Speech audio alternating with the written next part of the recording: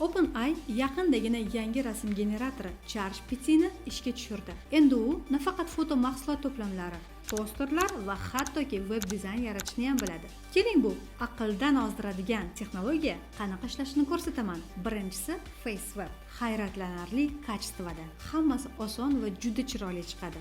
Endi tasavvur qiling, qo'lingizda mahsulotning faqat bittagina fotosi bor, lekin undan turli sahnalar, har xil rakurslar va hattoki uni turli xil avatarlar ushlab turishi ham mumkin. Bu ayniqsa jismoniy mahsulotlar va reklama kreativlari uchun juda ham ideal. ChatGPT bundan avval matnlar bilan shundoq ham yaxshi ishlayotgandi. Endi esa posterlarni ideal tasvirlay oladi. Shunchaki prompt yozasiz va u o'ziga xos narsani yaratadi.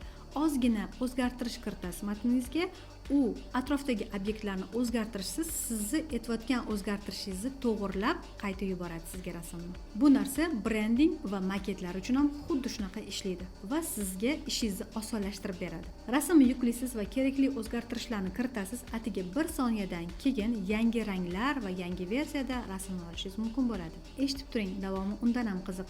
Endi siz to'liq sahifa konsepti va hattoki landing sahifani ham bir necha soniyada yaratishingiz mumkin. Agar o'zingiz sinab ko'rmoqchi bo'lsangiz, mana shu reelsdagi hamma promptlarni bitta gaydga joyladim. Unga bepul erishishingiz mumkin agar kommentlarga foto deb yozsangiz. Va albatta menga obuna bo'lishni unutmang, bo'lmasam boshqa ko'rishmasligimiz mumkin.